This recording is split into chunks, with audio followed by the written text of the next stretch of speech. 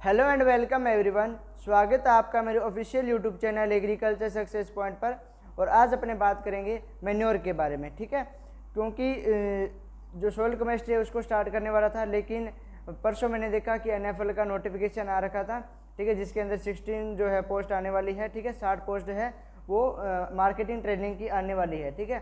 तो उसके अंदर क्या है, फर्टिलाइजर और मैन्योर से बहुत ज़्यादा क्वेश्चन पूछे जाने हैं। तो इसीलिए सोइल केमिस्ट्री से पहले अपने मैन्योर और फर्टिलाइजर जो है चैप्टर वो कंप्लीट करेंगे। तो आज के लेक्चर में अपने मैन्योर के बारे में बात करेंगे। मैन्योर का आज बेसिक कर लेंगे, ठीक है। और कंसंट्रेटेड जो ऑर्गेनिक मैन्योर है उनके बारे में आज पढ़ लेंगे। उसके बाद में एक क्लास में जो आपकी FIM और ग्रेन्यूल मैन्योरिंग हो जाएगी, और सेकंड क्लास के अंदर कंपोस्ट और वर्मी कंपोस्ट हो जाएगी। तो चलिए आज स्टार्ट करते हैं मैन्योर को। और यदि आप चैनल पे नए हैं तो चैनल को सब्सक्राइब करके बेल आइकन को दबा देना और वीडियो को लाइक ज़रूर कर देना। मैन्योर यानी खाद। जो खाद शब्द है वो किस भाषा से लिया गया है, तो वो लिया गया है संस्कृत भाषा से, ठीक है ना। अब देखिए, जो मैन्योर होता है वो क्या होता है, एक ऑर्गेनिक सब्सटेंस होता है, ठीक है। मैन्योर क्या होता है, एक ऑर्गेनिक सब्सटेंस होता है। तो ऑर्गेनिक सब्सटेंस के अंदर ये आपसे पूछा जा सकता है कि मैन्योर के लिए प्राइमरी सोर्स कौन सा होता है, ऑर्गेनिक मैटर का, और सेकेंडरी सोर्स क्या होता है, ऑर्गेनिक मैटर का। तो याद रखना, जो प्राइमरी सोर्स होता है वो कौन सा होता है, प्लांट रेजिड्यूज होते हैं, और सेकेंडरी सोर्स कौन से होते हैं, एनिमल रेजिड्यूज होते हैं। तो इस पॉइंट को नोट कर लेना कि primary source of organic matter तो क्या होते हैं, प्लांट रेजिड्यूज, ठीक है। और जो सेकेंडरी सोर्स हैं ऑर्गेनिक मैटर का वो क्या है, एनिमल रेजिड्यूज हैं। प्लांट रेजिड्यूज और एनिमल रेजिड्यूज है, ठीक है। प्राइमरी सोर्स और सेकेंडरी सोर्स याद रखना। अब एक चीज़ देखिए, मैन्योर में होता क्या है कि जैसे जो प्लांट रेजिड्यूज हो गए, ठीक है ना, स्टेम हो गया, रूट हो गया, लीव्स हो गई, ठीक है, डग हो गया, और जो लिटर हो गया, लिटर को क्या बोलते हैं, बिछावन बोलते हैं, यूरिन हो गया, इनका क्या होता है, डीकम्पोजिशन होता है। और इनके डीकम्पोजिशन से क्या बन जाती है, मैन्योर बन जाती है। डीकम्पोजिशन जो होता है उस टाइम क्या है, ऑप्टिमम मॉइस्चर होना चाहिए और ऑप्टिमम टेम्परेचर होना चाहिए, ठीक है। मतलब डीकम्पोजिशन होगा वो ऑप्टिमम मॉइस्चर और ऑप्टिमम टेम्परेचर पे होएगा। किसका डीकम्पोजिशन होएगा, जो प्लांट रेजिड्यूज हो गए, एनिमल रेजिड्यूज हो गए, ठीक है ना, जैसे रूट हो गया, लीव्स होगी, स्टेम हो गया, डग हो गया, लिटर हो गया, यूरिन हो गया, इनके डीकम्पोजिशन से क्या बन जाती है, मैन्योर जो है वो बन जाती है। एक पॉइंट आपको याद रखना है, कौन सा, कि जो डीकम्पोजिशन होता है इसका जो मेन फैक्टर होता है या इंपॉर्टेंट फैक्टर होता है वो कौन सा होता है, मॉइस्चर होता है। तो क्या लिखेंगे, moisture is important, moisture is important factor of decomposition.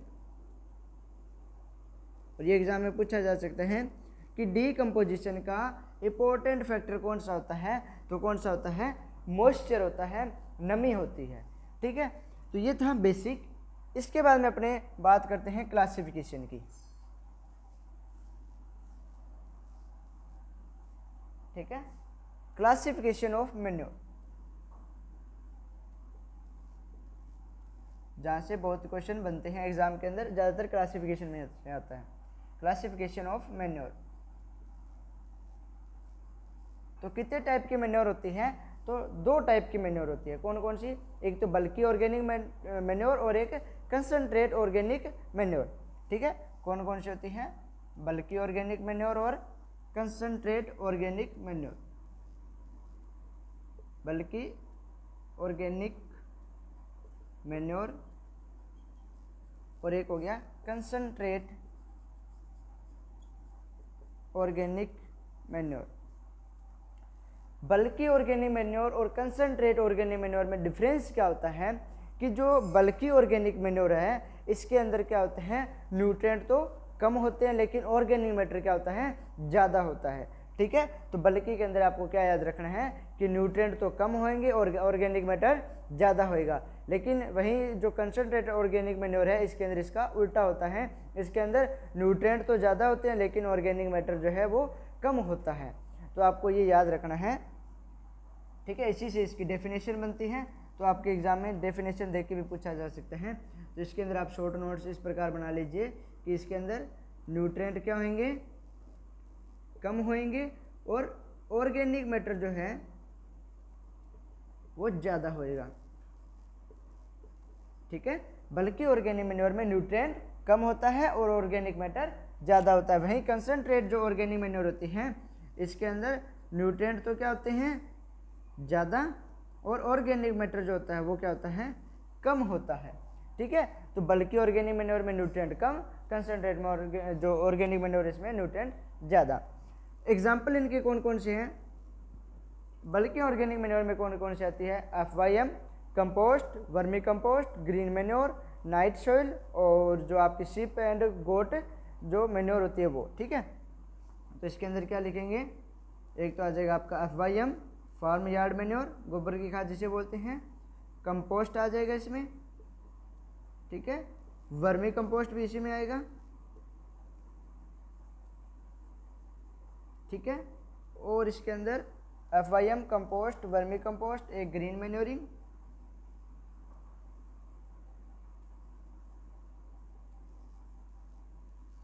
इसके बाद में नाइट सॉइल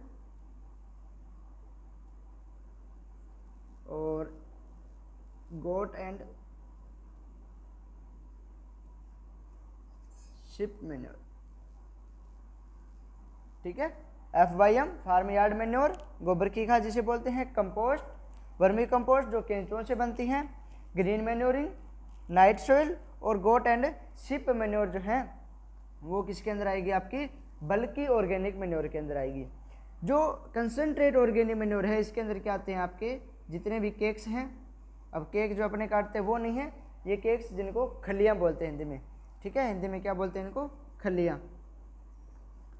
ठीक है, केक्स आ जाएगी इसके अंदर, और क्या आ जाएगा? बोन मील आ जाएगा इसमें, हड्डियों की खाद। ठीक है, मीट मील आ जाएगा इसमें, और क्या आ जाएगा? फिश मील आ जाएगा,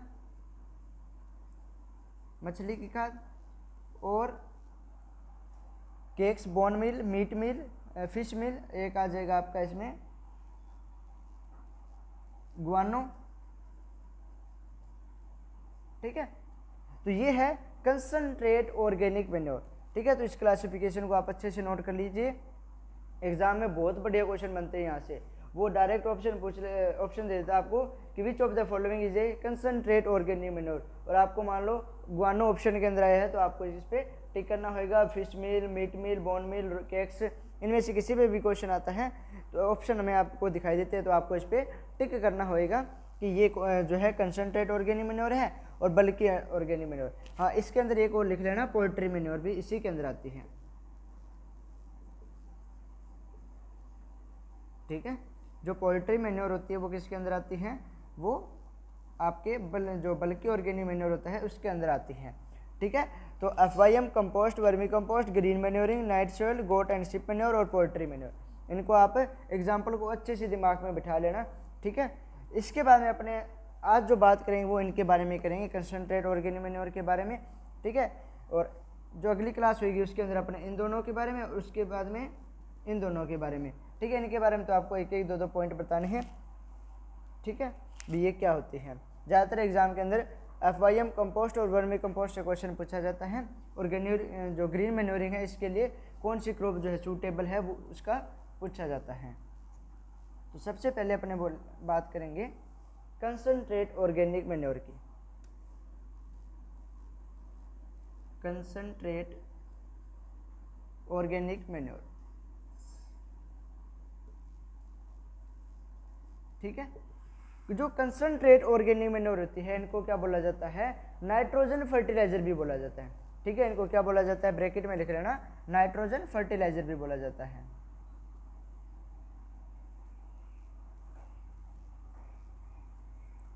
ठीक है ना। अब देखिए जो कंसनट्रेट ऑर्गेनिक मैन्योर है इसके अंदर अपने सबसे पहले बात करेंगे केक्स की। ठीक है, खलियां की। तो केक्स क्लासिफिकेशन पढ़ते हैं अपने, क्लासिफिकेशन ऑफ केक्स। केक्स जो है वो दो टाइप की होती है। कौन कौन सी, एक तो एडिबल केक और एक नॉन एडिबल केक, खाने योग्य और न खाने योग्य। ठीक है, तो क्या लिखेंगे, एक तो एडिबल हो गया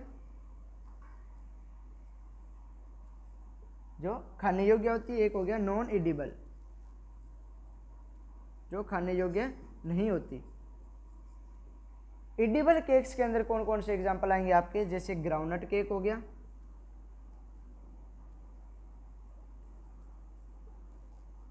ग्राउंडनट केक, ठीक है, जैसे सेब फ्लोवर केक। सेब फ्लोवर के अंदर भी दो होता है, एक तो डिकोर्टिकेटेड और एक अनडिकोर्टिकेटेड। ठीक है, डिकोर्टिकेटेड और एक हो जाएगा अनडिकोर्टिकेटेड। इसके बाद में जैसे कॉटन केक आ गया, तिल केक आ गया और मस्टर्ड केक आ गया। और कौन से आ जाएंगे इसके अंदर आपके एडिबल केक के अंदर, जैसे लाइन सीड केक आ गया और कोकोनट केक आ गया।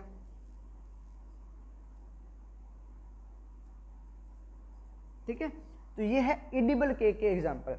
नॉन एडिबल के अंदर क्या आता है, जैसे नीम आ गया और इसके अंदर आपका जैसे कास्टर अरंडी। ठीक है, और कास्टर के अलावा जैसे हो गया महुआ और जैसे करंज। ठीक है, नीम, कास्टर, महुआ, करंज, ये क्या है, नॉन एडिबल केक है। एग्जाम के अंदर क्या क्वेश्चन पूछा जाता है कि which of the following is a edible cake. ठीक है, कौन सा एडिबल केक कौन सा है, तो मान लो आपको जैसे 3 ऑप्शन ये देख के और एक इनमें से ऑप्शन दे देंगे, तो आपको उस पर टिक करना होगा कि कौन सा एडिबल केक है। या आपसे पूछ लेंगे कि which of the following is a non edible cake. ठीक है, मतलब खाने की जो योग्य नहीं है वो कौन सा है, तो बच्चों को सबसे ज़्यादा कन्फ्यूजन होती है कास्टर के अंदर। ठीक है, तो कास्टर जो है वो नॉन एडिबल केक है। एग्जाम के अंदर ऑप्शन आ जाए तो आपको कास्टर जो है उसको नॉन एडिबल केक के अंदर रखना होगा। ठीक है, तो आप इनके नाम अच्छे से याद कर लेना कि एडिबल केक में कौन से आते हैं और नॉन एडिबल केक के अंदर कौन से आते हैं। अब इनके अंदर बात करेंगे कि नाइट्रोजन कंटेंट जो है वो कितना होता है। ठीक है, तो नाइट्रोजन जो है कंटेंट की बात करें तो जो ग्राउंडनट केक होता है उसके अंदर नाइट्रोजन कितनी होती है, 7.2%। ठीक है, अपने सिर्फ नाइट्रोजन की बात कर रहे हैं तो ऊपर लिख लेना यहाँ पे नाइट्रोजन कितनी होती है, 7.2% नाइट्रोजन होती है किसके अंदर, ग्राउंडनट के अंदर। और इनको अच्छे तरीके से पढ़ लेना क्योंकि एग्जाम के अंदर यही क्वेश्चन आते हैं। ठीक है, जो आपका नेशनल फर्टिलाइजर है, ठीक है, लिमिटेड कंपनी का जो आपको रिक्वायरमेंट आ रखी है उसका यदि एग्जाम होगा तो उसके अंदर यही क्वेश्चन पूछे जाते हैं। फर्टिलाइजर और मिनोर में से बहुत बढ़िया क्वेश्चन बनते हैं उसके। ठीक है ना, तो जो ग्राउंडनट केक होती है उसके अंदर 7.2% नाइट्रोजन होती है। सेब फ्लोवर के अंदर डिकोर्टिकेटेड है तो उसके अंदर कितनी होगी, 7.9% नाइट्रोजन, और यदि अनडिकोर्टिकेटेड है तो 4.9%। ठीक है, तो हाईएस्ट किसके अंदर होती है, सेब फ्लोवर के अंदर होती है, डिकोर्टिकेटेड के अंदर। अनडिकोर्टिकेटेड ऑप्शन में दिया हुआ है तो आपको उस पर टिक नहीं करना है, फिर आपको ग्राउंडनट पे करना है कि इसके अंदर हाईएस्ट नाइट्रोजन होती है केक्स के अंदर। ठीक है, यदि कॉटन की बात करूँ, कॉटन केक के अंदर जो नाइट्रोजन होती है वो कितनी होती है, तो वो होती है 6.4%। कितनी होती है, 6.4%। और वहीं तिल की बात करूं तो इसके 6.2% नाइट्रोजन होती है। नाइट्रोजन की ही बात हो रही है तो इसको अच्छे से याद रख लेना कि इनके अंदर अपने क्या पढ़ते हैं, नाइट्रोजन के बारे में बात करें। मस्टर्ड की बात करूं तो मस्टर्ड के अंदर जो नाइट्रोजन होती है वो कितनी होती है, तो मस्टर्ड के अंदर होती है 5.2% नाइट्रोजन।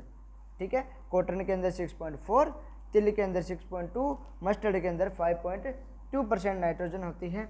जो लाइन सीड केक होता है, लाइन सीड केक के अंदर होती है आपकी 4.9% नाइट्रोजन, और कोकोनट केक के अंदर होती है आपकी 3% नाइट्रोजन। ठीक है, तो ये इनके अंदर नाइट्रोजन कंटेंट आपको याद रखना पड़ेगा। वहीं नॉन एडिबल केक की बात करूँ तो नीम के अंदर कितनी होती है, तो नीम के अंदर होती है 5.2% नाइट्रोजन, और कास्टर के अंदर होती है 4.2% नाइट्रोजन। नीम के अंदर कितनी है, 5.2%, और कास्टर के अंदर है 4.2%। महुआ के अंदर कितनी है, तो महुआ के अंदर होती है 2.5% नाइट्रोजन। ठीक है। और वहीं करंज में कितनी होती हैं 3.9% नाइट्रोजन होती है। तो ये आपको याद रखने पड़ेंगे।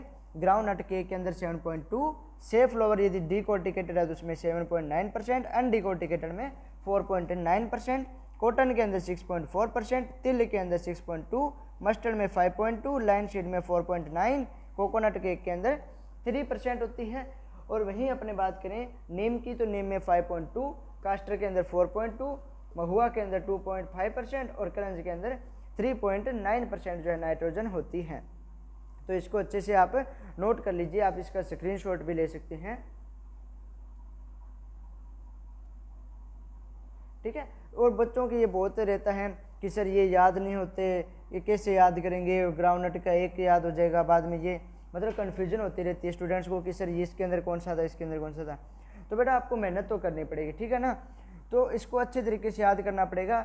आप इसको 2-3 बार, मैंने जैसे गाइडेंस सेशन था उसके अंदर बताया भी था इसको कैसे याद करते हैं, उसका लिंक आपको डिस्क्रिप्शन में मिल जाएगा।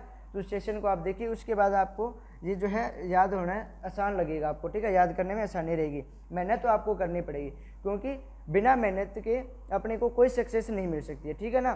तो आपको क्या है कि ये जो कंटेंट है इनको लिख के याद कर लेना है, ठीक है, क्योंकि मेहनत करनी तो पड़ेगी, ठीक है।